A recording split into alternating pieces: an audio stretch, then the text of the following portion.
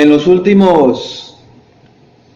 últimos meses, yo creo que a partir de la pandemia, o si no es que ya del año pasado, en estos últimos meses, hemos sido testigos, sobre todo los que seguimos en ocasiones las redes sociales, hemos sido testigos como muchos hermanos, predicadores que enseñan la palabra de Dios, han sido objeto de censura en sus páginas, en sus canales de YouTube, y han sido objeto de censura porque ellos se han propuesto no callar la verdad de Dios. Y no han callado la verdad de Dios porque ellos han alzado su voz por estar en contra del movimiento LGTB o la ideología de género, que lo único que está provocando en contubernio con los gobiernos es la destrucción de las familias, institución establecida por Dios. Hay muchos hermanos que les han cerrado sus páginas, que los han amenazado, que los han criticado, y lo que es más triste es que la mayoría que ha hecho eso son aquellos que se dicen hermanos en Cristo Jesús. Eso es más tremendo, hermano. No me sorprende, pero sí es tremendo que los que más han recibido crítica, de los que más han recibido amenazas, son de los mismos cristianos, por estar en contra de este movimiento, por alzar la voz en contra del aborto, por alzar la voz en todo aquello que quiere destruir a la mujer, que quiere destruir a las familias, que como vemos en la palabra de Dios, mis amados hermanos, Él nos ha dejado las cosas como deben de ser. La familia es instituida por Dios. La educación de los hijos ha sido establecida por los padres, no por el Estado. El Estado no tiene nada que hacer con las familias. Es el padre el responsable y la madre de la educación de sus hijos. Pero desgraciadamente lo que nosotros estamos viendo hoy en día es todo lo contrario, porque quieren separar, quieren adoctrinar y quieren meter la ideología, el humanismo a los hogares. Por eso es que muchos hijos de Dios están siendo censurados, criticados. Pero mis amados, esto no debe de sorprendernos, como alguien decía hace un momento, por todas las cosas que estamos viendo. No debe de sorprendernos. El mismo Señor advirtió a sus discípulos que serían aborrecidos por el mundo por causa de su nombre. Eso es lo que dice la Biblia, que aún nuestras propias familias, nuestros hermanos, nuestros padres, aún nuestras propias familias serían hostiles contra nosotros por el simple hecho de estar asociados con Cristo. Por el simple hecho. Cristo dijo, el mundo os aborrece. La Biblia dice en Juan 15:18 que el mundo aborrece a Cristo. El mundo lo aborrece, hermano. Y Cristo dijo, si el mundo os aborrece, sabed que a mí me ha aborrecido antes que ustedes. Antes que ustedes, a mí me ha aborrecido el mundo. Porque el mundo aborrece, hermano, a todo aquel que sigue a Cristo, a todo aquel que es radical, a todo aquel que glorifica su nombre, a todo aquel que se consagra para Él, vive para Él. El mundo lo aborrece. A todo aquel que quiere serle fiel al Señor, a todo aquel que va en contra de este sistema estatista impío. El mundo lo aborrece. Pero hoy en día, lamentablemente, no escuchamos en muchos lugares alzar la voz por la verdad de Dios. No se escucha alzar la voz por la verdad de Dios. Es más, como que en muchos círculos cristianos estamos viendo como que Jesús está de moda. Como que Jesús está de moda. Mucha gente dice seguir a Jesús. Yo sigo a Jesús. Yo soy cristiano. Soy cristiana. Voy a la iglesia. Acudo. Sigo a Jesús. Pero al ver sus vidas nos preguntamos, ¿está siguiendo al mismo Jesús de la Biblia? Eso es lo que preguntamos. ¿Está siguiendo el mismo Jesús de la Biblia? Porque la verdad es, mis amados hermanos, la verdad es que el Cristo que se revela en las Escrituras representa todo lo que el hombre rechaza. El Cristo que se revela en la palabra de Dios, ese Cristo que se revela Él representa todo lo que el hombre rechaza. El Cristo que se revela en la palabra de Dios nos recuerda, a las personas nos recuerda que somos pecadores condenados, que merecemos justamente la ira de Dios por causa de nuestros pecados. Lo merecemos. Ese Cristo nos confronta con nuestra maldad, y Él, por la misma palabra, nos hace ver que nuestra decencia, nuestras buenas obras, no sirven para nada para ganar el favor de Dios. ¿Y sabe por qué? Porque esa moneda no circula en el reino de los cielos. De manera que es imposible, hermano, es imposible que nosotros sigamos predicando a ese mismo Cristo sin cosechar ninguna consecuencia, censura en este mundo hostil. Vamos a ser aborrecidos, iglesia. Vamos a ser aborrecidos por el simple hecho de identificarnos con Cristo. Y no les sorprenda que en su misma familia a usted la critiquen, la juzguen y también se le aborrezca y se enojen. No le sorprenda, porque Cristo lo dijo que así sería.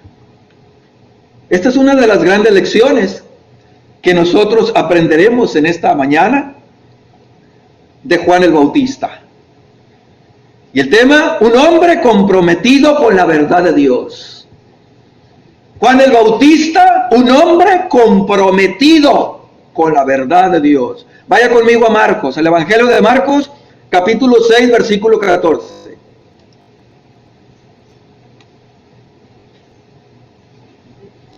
Marcos, capítulo 6, versículo 14. ¿Tu Biblia gustó? ¡Aleluya!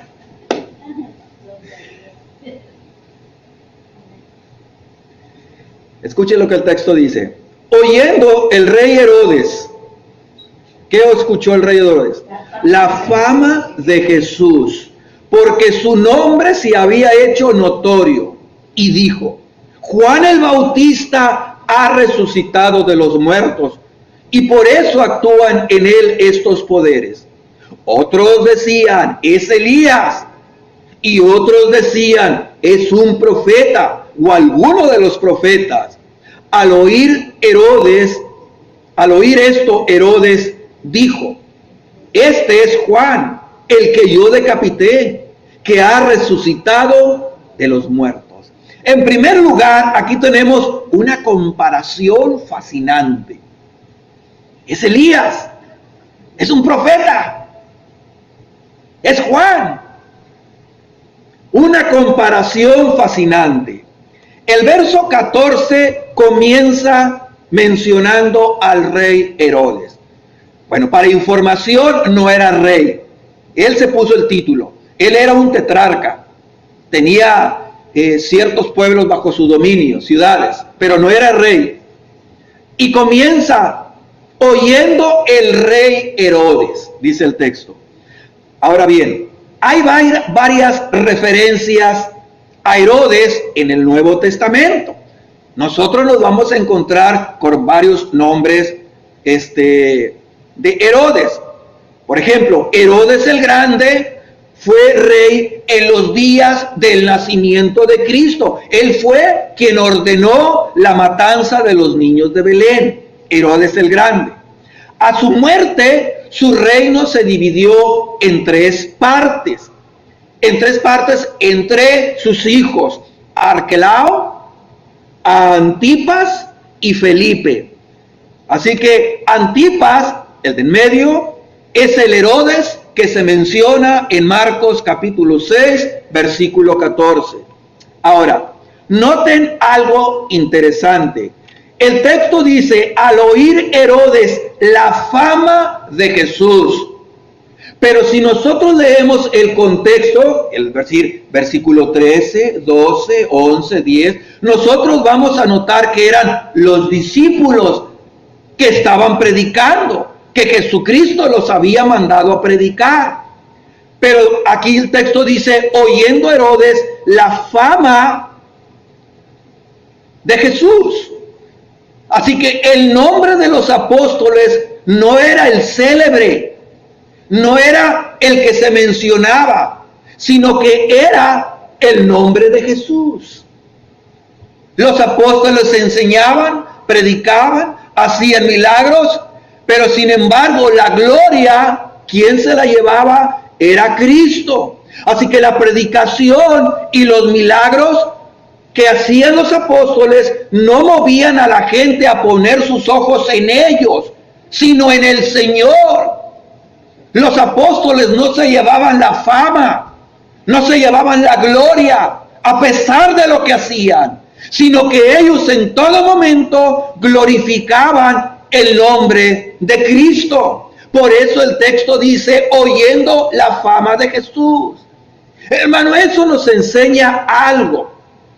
Y es que cuando un ministerio comienza a exaltar al predicador, nosotros tenemos un gran problema.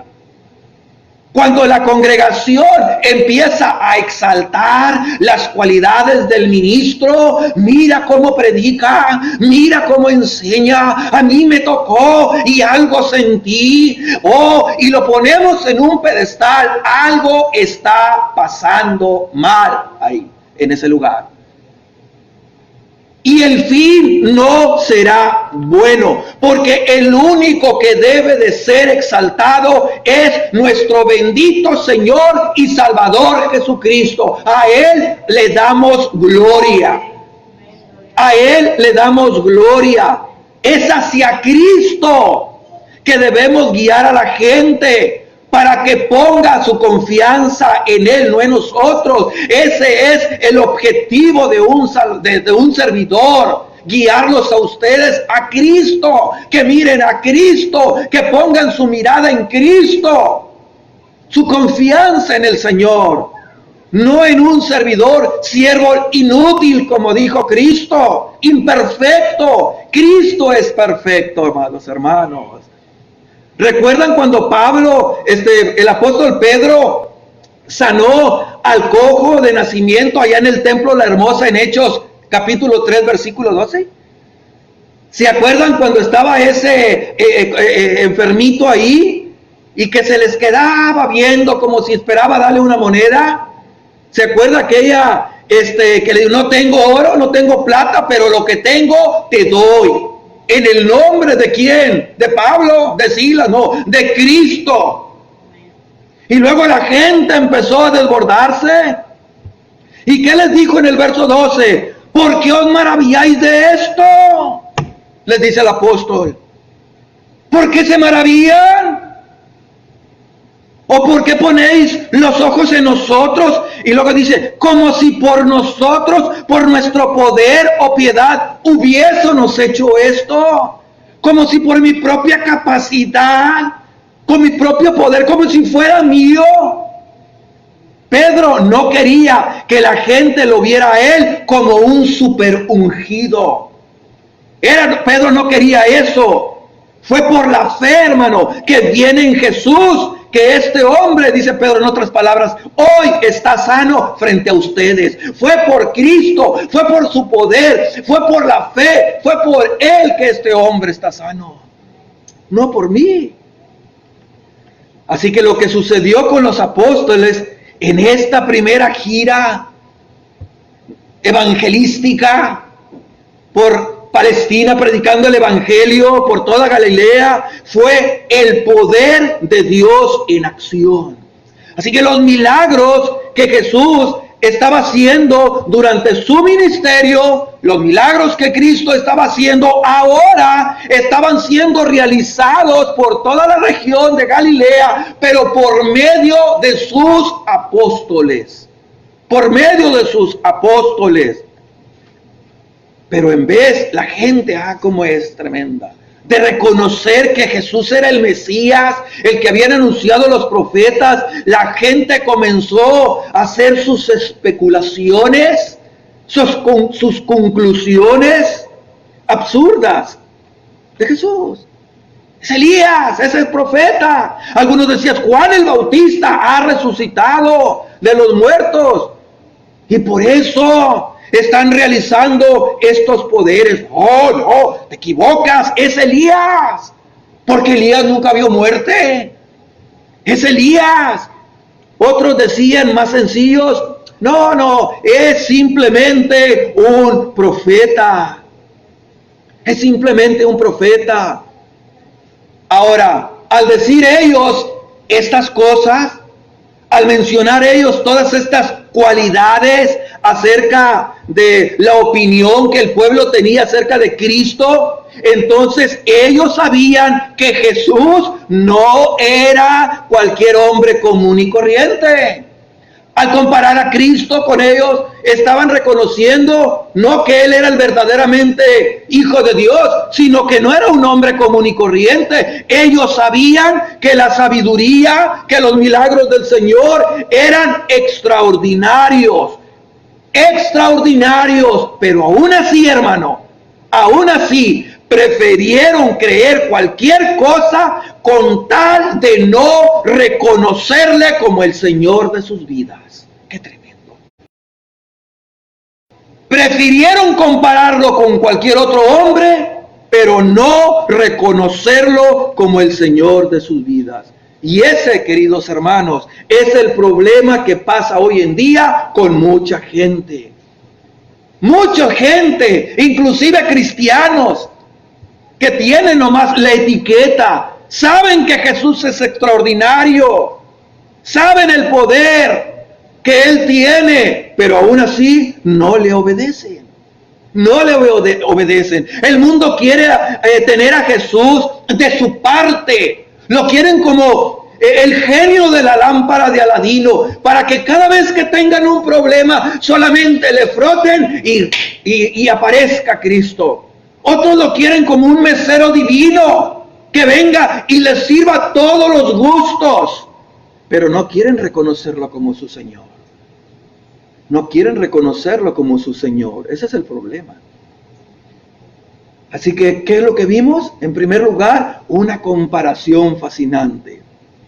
Ahora, veamos en segundo lugar una confrontación que desencadena desconcierto y asombro. Versículo 17.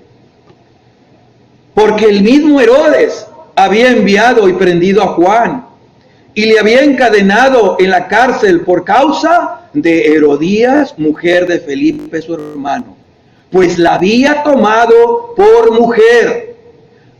Porque Juan decía a Herodes, no te es lícito tener la mujer de tu hermano.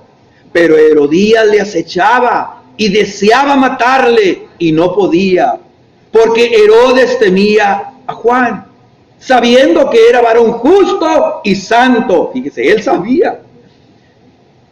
Y le guardaba a salvo, que dice, oyéndole, se quedaba muy perplejo, pero le escuchaba de buena gana. Así que una confrontación, ¿cuál es? No te es lícito tener la mujer de tu hermano. Por eso Juan el Bautista, un hombre comprometido con la verdad de Dios, no te es lícito tener la mujer de tu hermano. Lo confrontó. Y dice que oyéndole se quedaba perplejo. Esa confrontación desencadenó en Herodes un desconcierto y a la vez un asombro porque le escuchaba de buena gana. Es lo que dice el texto. Por ello, en segundo lugar, una confrontación que desencadena desconcierto y asombro. Ahora bien, Herodías, la que menciona el texto, era una mujer perversa y ambiciosa. Perversa y ambiciosa, como lo vamos a ir viendo. Y esta mujer se había casado con su tío Felipe, con su tío. Y de esa unión, matrimonio, nació Salomé, su hija, la que más adelante veremos que danzó. Ahora, Felipe y Herodes Antipas eran hermanos. Así que Herodías, por su parte, obvio, era sobrina de los dos. Era sobrina de su esposo Felipe y era sobrina de su cuñado, Herodes Antipas. Una historia verdaderamente aberrante. Aberrante, hermano. Ahora bien, Felipe, el legítimo esposo de Herodías, vivía con Herodías como un ciudadano normal de Roma, porque su padre lo había desheredado. Él vivía como un ciudadano junto a su esposa. Y en una visita que le hace su hermano Herodes Antipas, ¿qué creen que pasó? Pues que se enamoró de Herodías, la mujer de su hermano Felipe. Se enamora de ellas. Y Antipas se enamora y seduce a su sobrina y a su cuñada a la vez. Y como Herodías era una mujer perversa, sin escrúpulos, ambiciosa, ¿qué creen que hizo? Bueno, aceptó la proposición de Herodes Antipas, su tío, con la condición de que él se divorciara de su esposa actual. Así que Herodes Antipas, ¿qué es lo que hace? Accede a las demandas de Herodías, pero sin que ella se hubiera divorciado de su esposo legítimo, Felipe. Así que, mis amados hermanos, ese matrimonio era un matrimonio ilegal.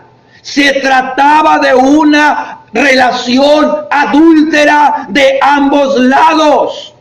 Y encima con la esposa de su propio hermano, algo que estaba prohibido claramente en la ley de Moisés, en Levítico 20:21. El que tomare la esposa de su hermano comete inmundicia.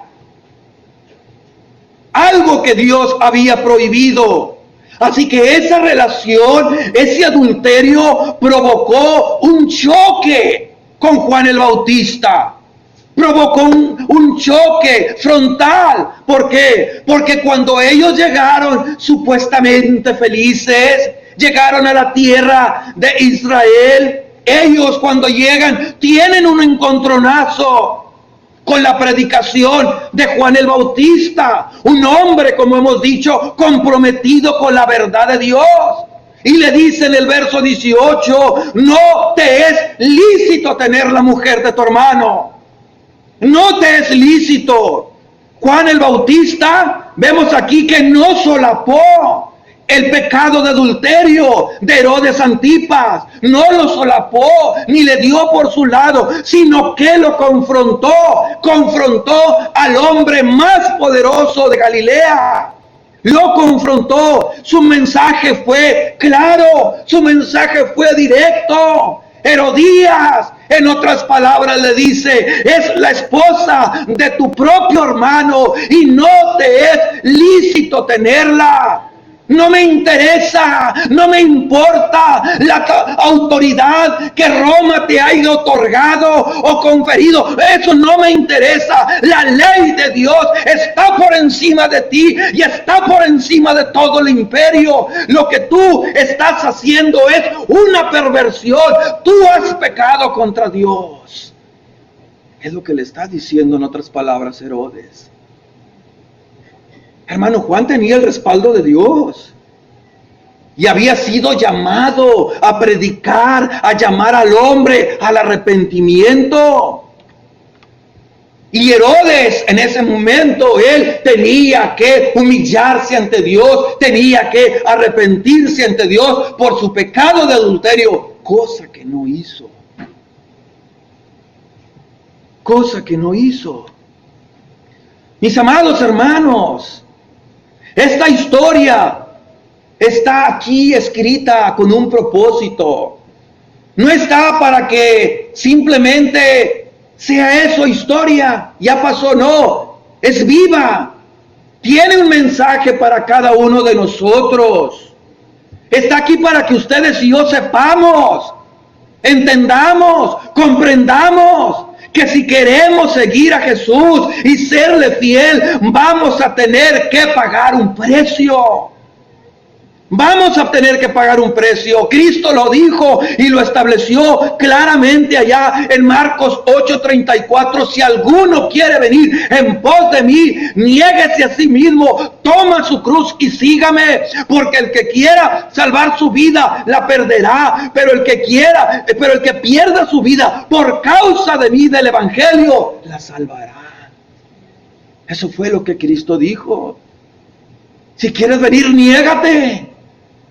Toma tu cruz y sígueme.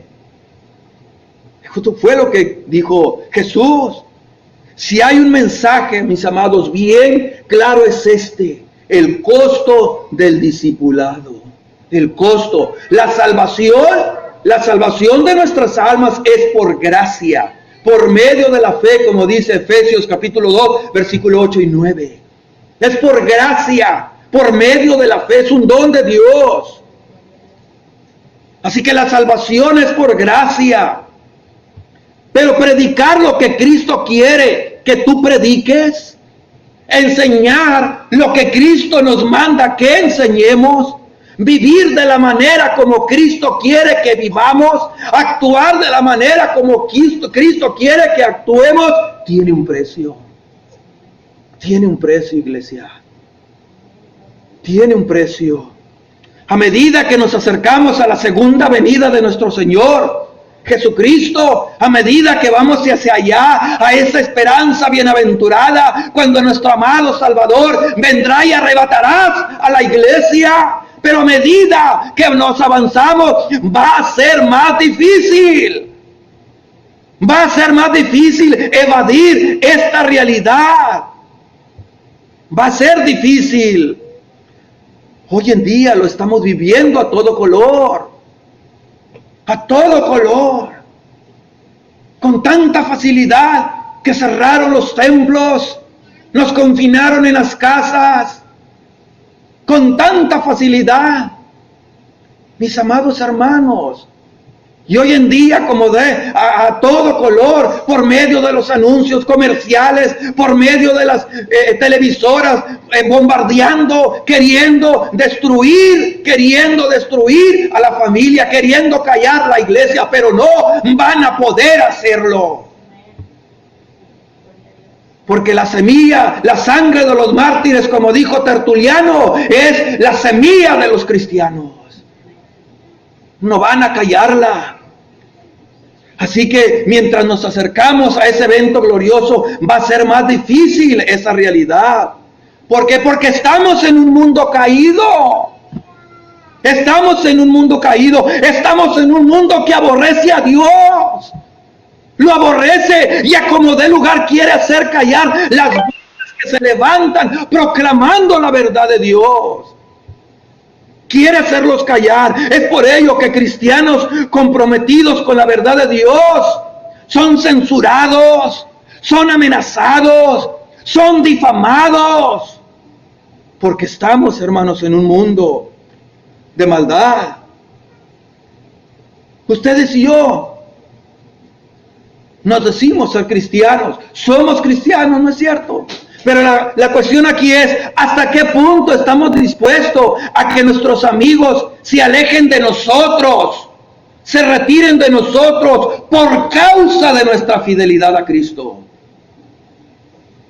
Por causa de que yo no me río por los chistes obscenos que dicen, porque yo no participo en el criticar a otros hermanos. ¿Hasta qué punto estamos dispuestos?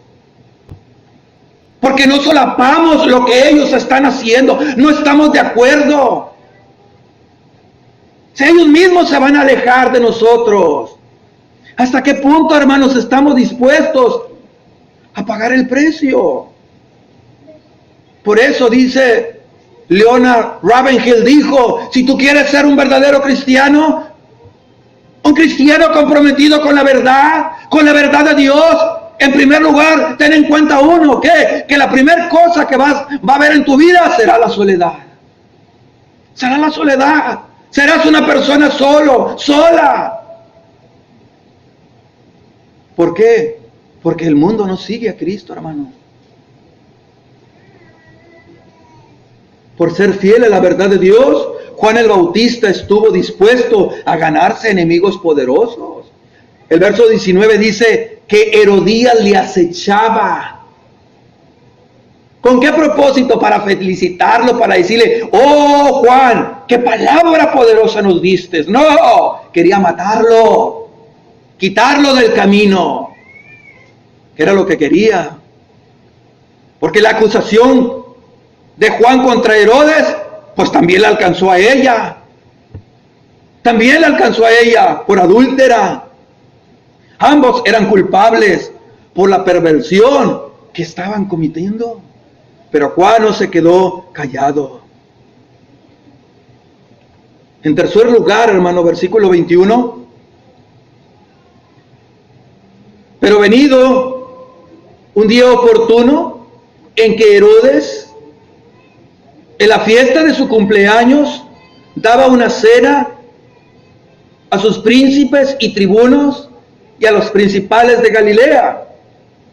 En tercer lugar, nosotros vemos aquí una conspiración e insensatez que abarcan los versículos 21 al 29. ¿Qué vemos aquí, hermano? En el versículo 21. Herodes dice que era un día especial, pues era su cumpleaños, su onomástico. Así que él, para su cumpleaños, había invitado, como podemos decir aquí en el rancho, a la crema innata de su pequeño reino. A la crema innata había invitado. Marcos menciona 3 grupos de poder: príncipes y tribunos y los principales de Galilea, dice Marcos. Así que los nobles, es decir, los altos dignatarios del gobierno civil de aquel lugar, los tribunos, los comandantes, los militares de alto rango, y finalmente a los principales de Galilea, quizá los líderes sociales más importantes de la provincia. Así que estaban ahí los de cuello blanco, invitados en esa fiesta. Así que estaban representados todos los componentes de esa estructura de poder. Ahí estaban. El gobierno civil, militar y la alta sociedad estaban en esa fiesta. Es obvio que la mayoría de ellos, hasta ese punto, ya habían comido, habían bebido más de la cuenta. Así que estaban alegres. Y de repente, quizás vemos a una muchacha, 16 años, quizás por ahí, entra Salomé en el salón del banquete, enviada por su madre. Entró ahí. Probablemente esta muchacha nació en el año 14. Eso quiere decir que probablemente ella tenía unos 16, 17 años de edad. Su propia madre, su propia mamá la mandó a esa reunión de lobos, rapaces, a danzar para ellos. Su propia madre la arrojó a esa jauría de lobos. empezó a danzar un baile sumamente sensual. Tan es así que despertó la pasión pecaminosa de todos los hombres que estaban ahí en esa noche. Despertó todas las pasiones pecaminosas, especialmente la pasión de Herodes, al punto de prometerle a su hijastra darle todo lo que ella quisiera, hasta la mitad de su reino. Por supuesto, mis amados hermanos, esa promesa era una fanfarronería de este hombre, que no tenía reino. Él decía que tenía, pero no tenía nada. Herodes no estaba en la posición de cumplir dicha promesa. Él no era el rey. Era un simple tetrarca cuya autoridad dependía enteramente de las políticas trazadas por la misma Roma. De ello dependía. Pero en ese momento de locura, de embriaguez, él empeñó su palabra delante de toda esta gente importante. ¿Y qué creen que pasó? Pues la linda mamá que tenía, sabia, prudente, no perdió la oportunidad para aconsejar a su hija. Versículo 25, 23. Saliendo ella dijo a su madre: ¿qué pediré? ¿Qué pediré? Y ella le dijo: la cabeza de Juan el Bautista. Entonces ella entró prontamente al rey y pidió, diciendo: quiero que ahora mismo me des en un plato la cabeza de Juan el Bautista. Oiga, qué jovencita para actuar de una manera tan rápida, ¿no le parece? Oiga, si apenas le dijo la mamá, ya estaba allá. Hay que ver la influencia poderosa que la mamá tenía. A pesar de la juventud, de la belleza que quizás tenía esta jovencita, esta muchacha estaba completamente dañada, hermanos. Estaba completamente dañada, en primer lugar, por la influencia que su mamá tenía sobre ella y por el mismo ambiente en el cual ella se había educado. Dime con quién andas y te diré quién eres. Cría fama y échate a dormir, dice la otra Biblia. Estaba completamente dañada. Y queridos, es sorprendente el impacto que nosotros podemos tener, hermano, en la vida de nuestros hijos, para bien o para mal. Pero es sorprendente el impacto que como padres nosotros podemos tener sobre la vida de nuestros hijos. Nuestros hijos nos están mirando. Mis hijos me están mirando. Nos están mirando. Ellos están copiando nuestro estilo de vida. Están copiando nuestro estilo de vida.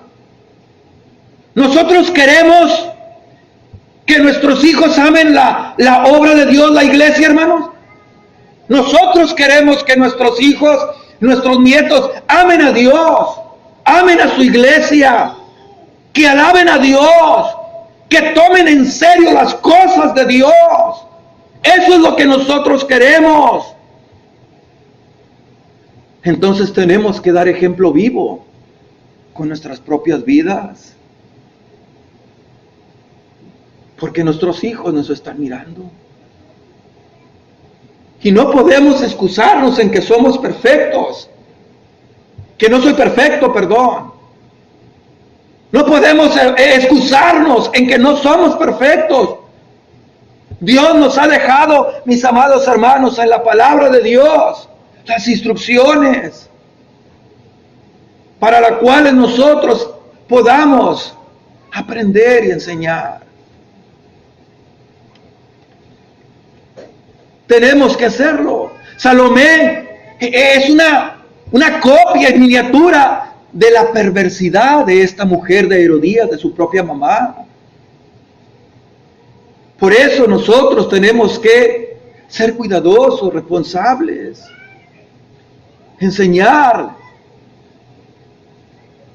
para que el día de mañana, hermano, no nos sorprendamos.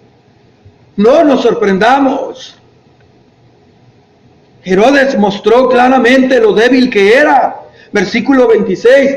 Y el rey se entristeció mucho, mucho, pero a causa del juramento de su palabra de honor, de su juramento y de los que estaban con él a la mesa, no quiso desecharla. Y enseguida el rey, enviando a uno de los guardias, mandó que fuese traída la cabeza de Juan. El guarda fue, le decapitó en la cárcel y trajo su cabeza en un plato y la dio a la muchacha, y la muchacha la dio a su madre. Mire, hermanos, Herodes se pudo haber escapado de esta telaraña, de esta trampa fácil. Él simplemente le podía haber dicho a Salomé, hija o jovencita, discúlpame,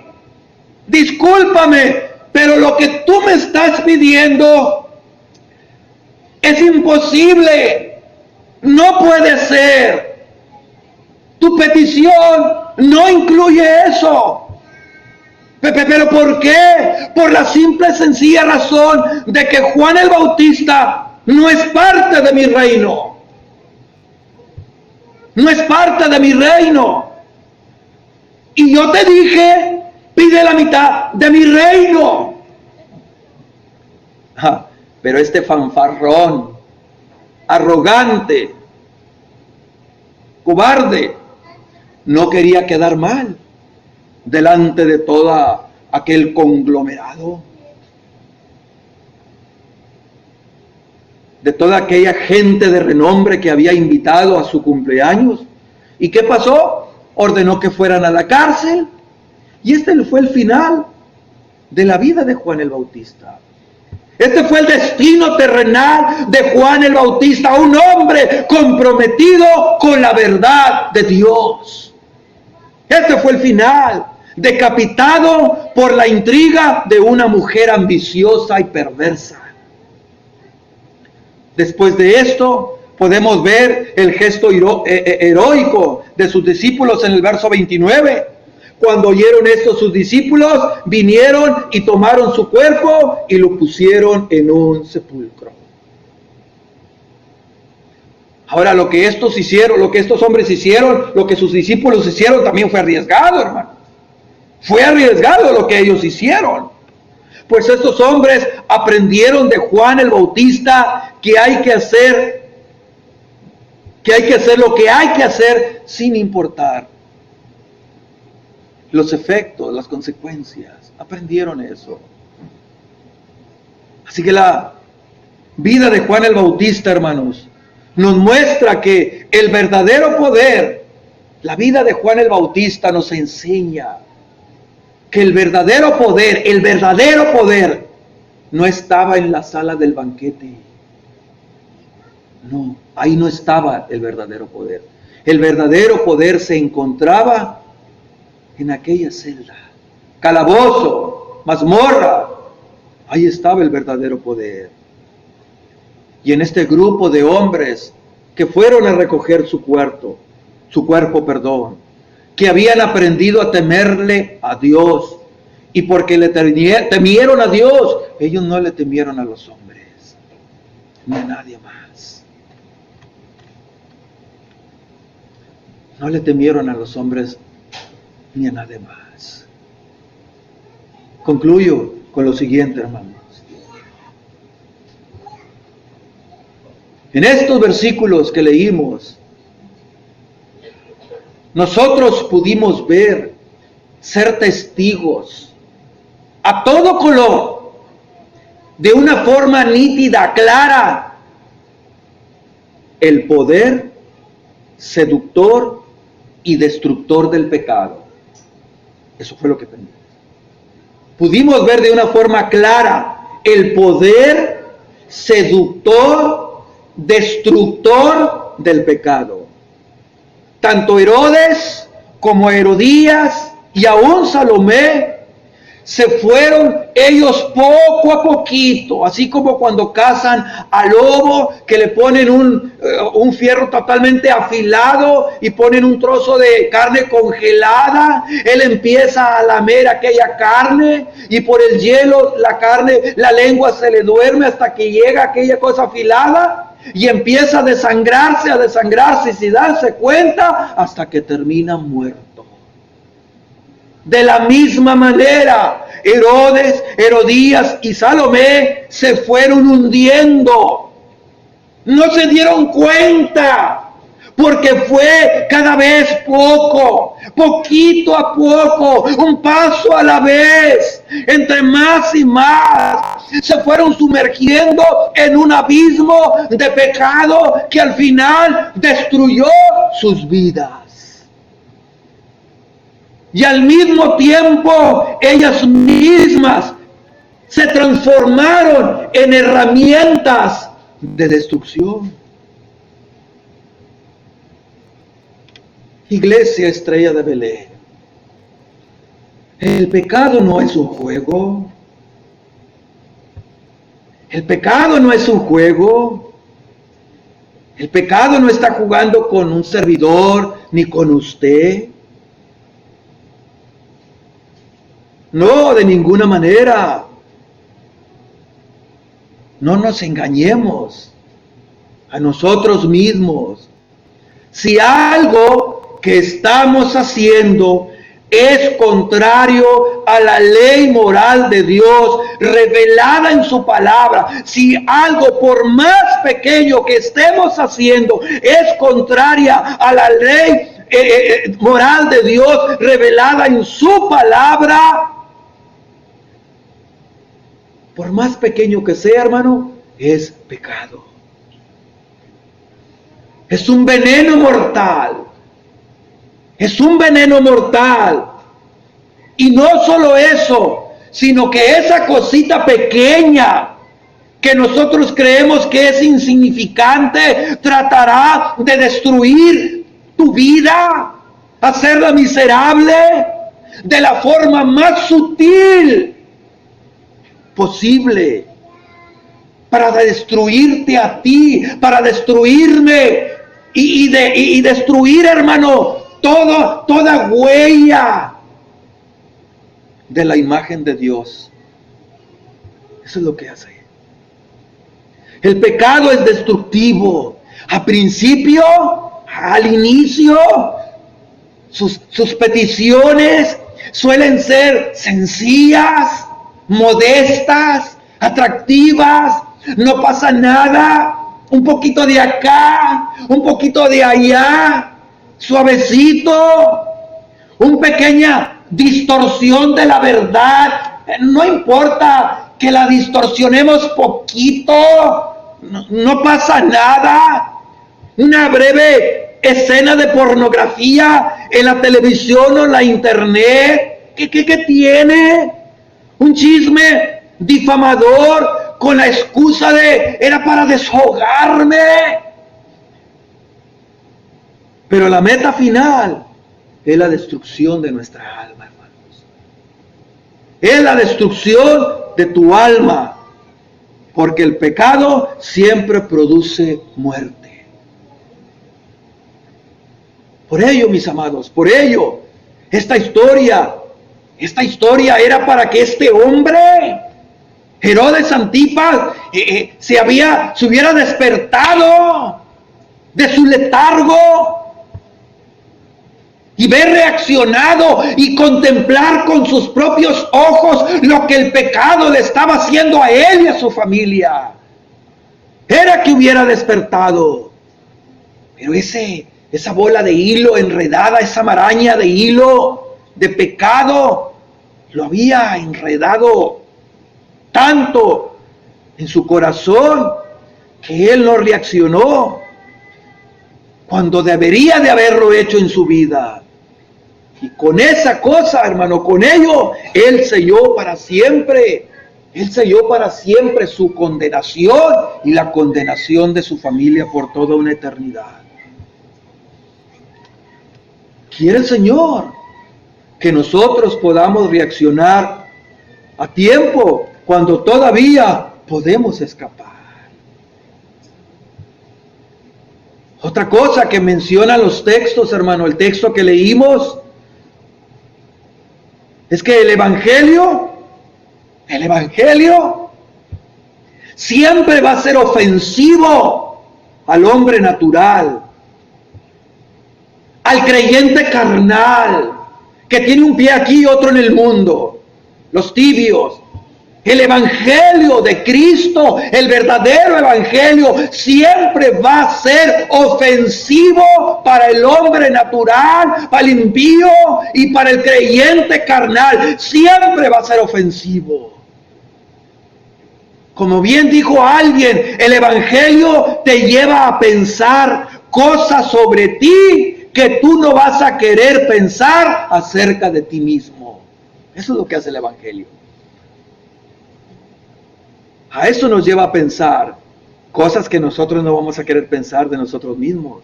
Porque el Evangelio es una ofensa. Es una ofensa. El Evangelio nos hace ver que nosotros no somos el centro del universo.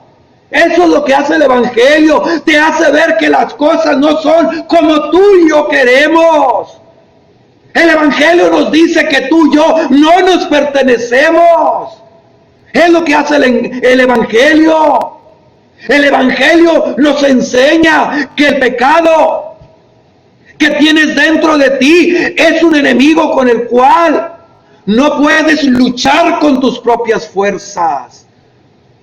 Hermano, el Evangelio humilla al hombre y el Evangelio a la vez exalta a Cristo y su gracia. Eso es lo que hace el Evangelio. Por eso necesitamos de ese Evangelio cada día. Cada día. En tercer lugar, podemos ver en estos textos, hermanos, versículos, que Dios es el dueño de nuestras vidas. Dios es el dueño de nuestras vidas y sus caminos a veces son complejos. A veces no entendemos por qué pasan las cosas que pasan en nuestras vidas. Por ejemplo, fue Dios quien le ordenó a Juan el Bautista que predicara ese mensaje. No te es lícito tener la mujer de tu hermano. Fue Dios quien le pidió que predicara ese mensaje. Y cuando Dios le ordenó, Dios ya sabía, hermanos, que le costaría la vida. A Dios no le tomó por sorpresa la muerte de Juan el Bautista.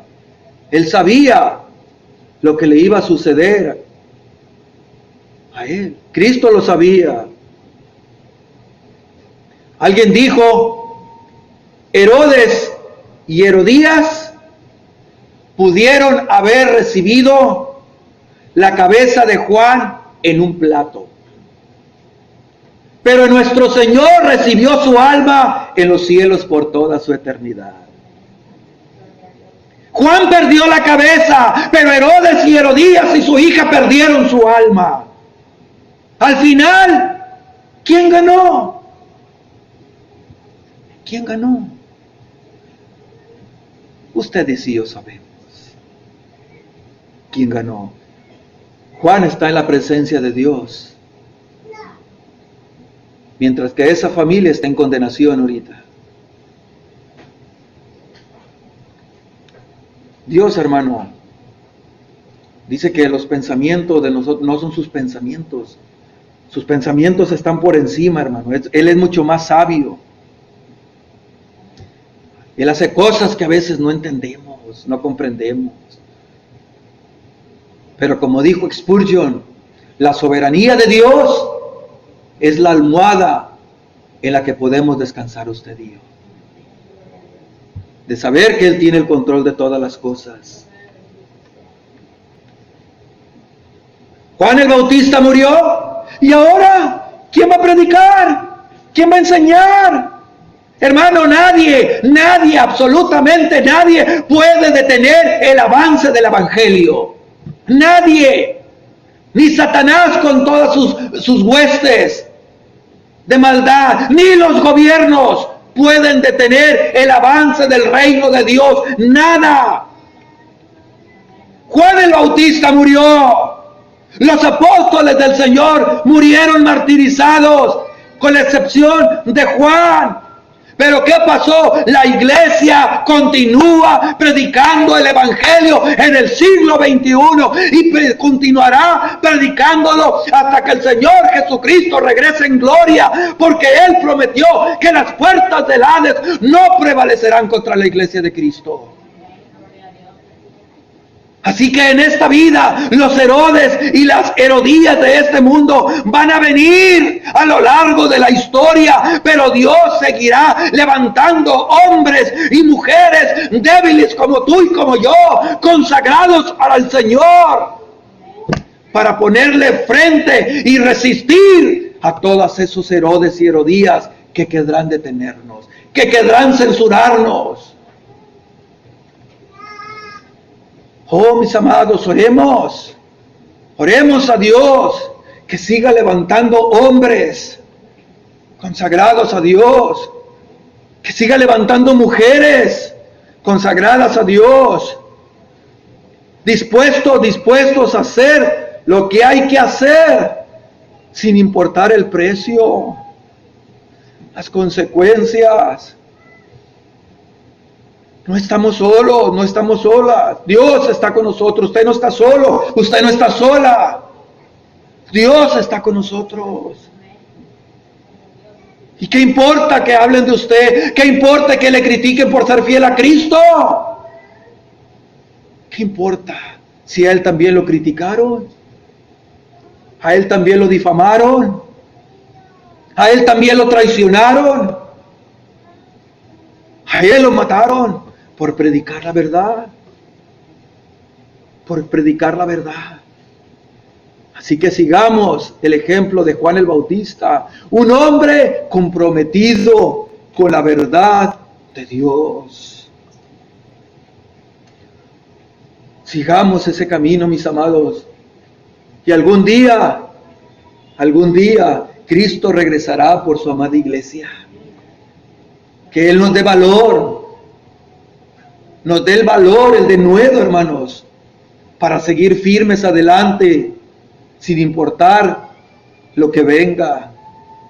Aunque los gobiernos se levanten, aunque todas esas redes sociales, aunque todos, es verdad, son medios que podemos utilizar, pero que desgraciadamente también están siendo utilizados por los mismos gobiernos para tratar de confundir, de destruir. No importa, la voz de Dios seguirá adelante, no callará, el Evangelio continuará. Es como ese pequeñito grano de mostaza, pequeñito, pero crece y se hace un gran árbol, grande, y sigue creciendo. Vienen las aves anidan, sigue creciendo el Evangelio. Es así, nada lo podrá detener. Si mi voz callare, si muriese, otro vendrá.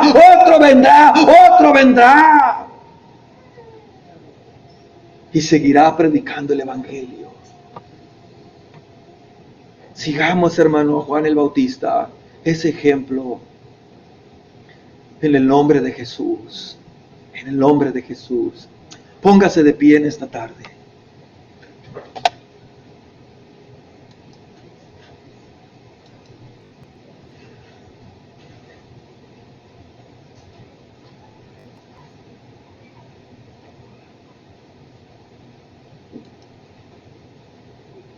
Sé que no nos debe de sorprender que se nos aborrezca o que se nos critique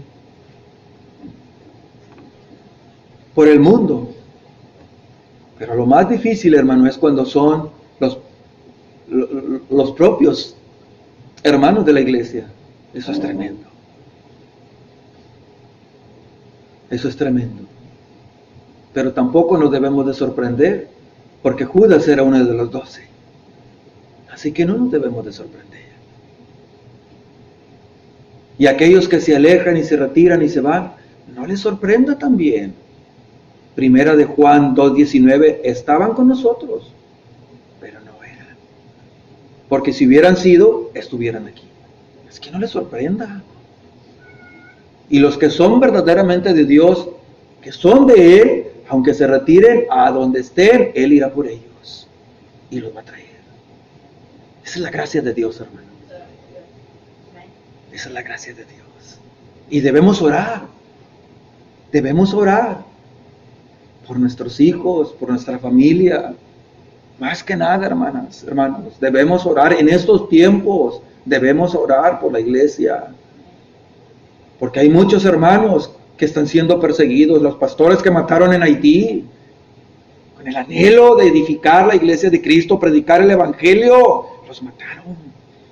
En Nigeria, al pastor que mataron también. Eso pasa allá, aquí no sucede, porque allá es en el oriente, aquí estamos en occidente. Hermano, no se olvide algo, que la misma raíz de maldad que existe allá está aquí, aunque se manifieste de manera diferente. No se olvide de eso. Es igual. Así que sigamos adelante, confiando en el Señor. Orando, no desmaye, hermano, no desmaye en su casa. Y si hay problemas en su casa, doble rodilla, enciérrese en su habitación, venga, busque la Biblia, abra los salmos, busque a Dios, tiene problemas, humillémonos ante Dios. Dice la Biblia, si mi pueblo se humillare, buscar en mi rostro y dejaren sus pecados, se convirtieran. Entonces, debemos buscar al Señor. Debemos humillarnos, hermanos, ante Dios. Más que nunca. Porque Él vendrá, Él regresará. Él regresará por cada uno de nosotros. Es que yo le pido ahí donde está. Vamos a orar por el mensaje y en un momento tendremos...